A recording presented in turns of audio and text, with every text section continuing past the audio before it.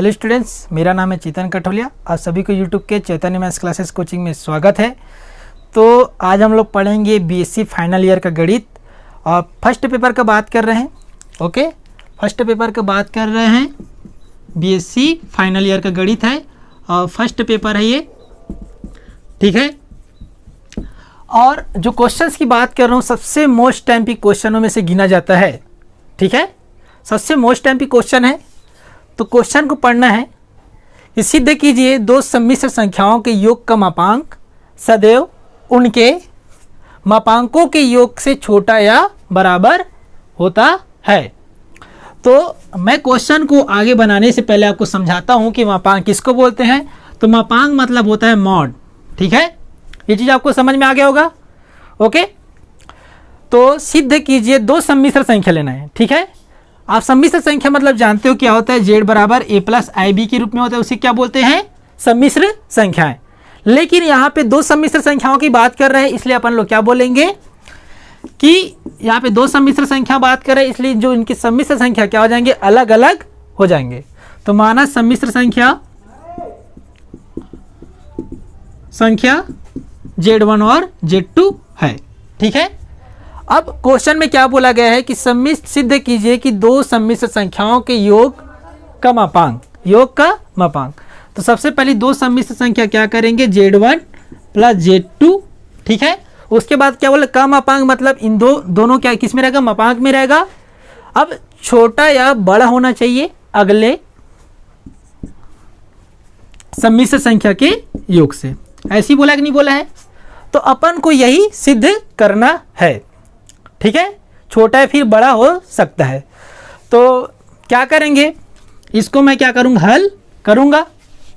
तो यहाँ पे देखिए Z1 प्लस Z2 लूँगा मैं मॉड में, ओके। और यहाँ पे क्या करूँगा, वर्ग करूँगा, ठीक है। तो वर्ग करूँगा तो सबसे पहले इसको मैं कैसे लिख सकता हूँ, Z1 प्लस Z2 फिर Z1 प्लस Z2 पूरे का बार। आ गया समझ में। अब जो हमेशा बार में होता है, आगे बताता हूँ आपको क्वेश्चंस के आगे। Z1 प्लस Z2 जो हमेशा बार में होता है, तो ये जो बार है एक बार Z1 के साथ बार में बढ़ जाएगा और ये Z2 के साथ बार में बढ़ जाएगा। आया यहाँ तक समझ में। इसके बाद आपको क्या करना है, इसके बाद जो करना है आपको बहुत कुछ करना है, कुछ करने वाली बात नहीं है। तो सबसे पहले Z1 का गुना मैं Z1 बार से करूँगा तो यहाँ पे क्या मिल जाएगा, Z1 का बार मिल जाएगा। उसी प्रकार जब Z1 का गुना मैं Z2 बार से करूंगा तो Z1 2 बार मिल जाएगा, Z2 बार मिल जाएगा। और सॉरी यहाँ पे आपका नहीं आएगा, ठीक है।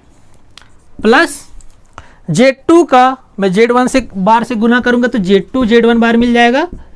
प्लस फिर Z2 का Z2 बार से गुना करूंगा तो Z2 बार मिल जाएगा। मिलेगा कि नहीं मिलेगा, आ गया समझ में।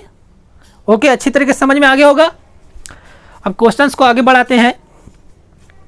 क्वेश्चंस को आगे बढ़ाने से पहले बात करते हैं इसके और आगे की कि इसके आगे अपन लोग क्या क्या करने वाले हैं। तो सबसे पहली बात है क्वेश्चंस के आगे क्रियाकलाप को लिखते हैं, ठीक है। तो सबसे पहली बात यह है कि जो Z1 Z बार दिख रहा है वो Z1 की घात 2 में बदल जाता है, ठीक है, मॉड लग के। अब यहाँ पे जो Z1 है उसको लिखो Z1 Z2। यहाँ पे आपको कुछ बदलाव नहीं करना है, लेकिन जो आगे बदलाव करना है वो आपका जो बदलाव मेन हो जाता है। तो सबसे पहली बात यह है, जैसे कि अपना यहाँ पे देखो Z1 में बार नहीं चढ़ा है और इसको हमको Z1 से बार हटाना है, तो इसको कैसे लिखेंगे। तो सबसे पहले यहाँ पे लिखेंगे Z1 में बार है, उसको हटाने के लिए क्या लिखेंगे, Z2 का बार, Z2 किस में चढ़ जाएगा, वो बार में चढ़ जाएगा और इस पूरे में बड़ा वाला बार लग जाएगा। आया यहाँ तक समझ में। तो यहाँ से आपका जो Z1 का बार हट गया।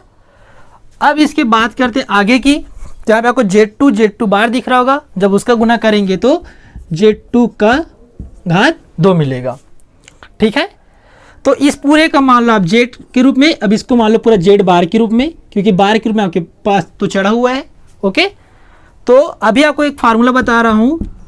यदि आपके पास क्या हो, चूंकि Z1 प्लस Z बार हो तो इसका आंसर क्या मिलता है, 2REZ, ठीक है। 2REZ। तो आपके पास Z के रूप में आपके पास क्या Z1 Z2 बार है कि नहीं है क्या? तो यहाँ पे अपन लोग क्या लिखेंगे, Z1 प्लस Z2 का वर्ग। आया समझ में? तो Z1 का वर्ग प्लस 2RE लग जाएगा, और यहाँ पे आपके पास क्या है, Z1 Z2 लिख दूंगा। और क्या यहाँ पे बार लगा है Z2 के ऊपर, लगा कि नहीं लगा है? अब उसके बाद क्या लिखेंगे, Z2 का वर्ग।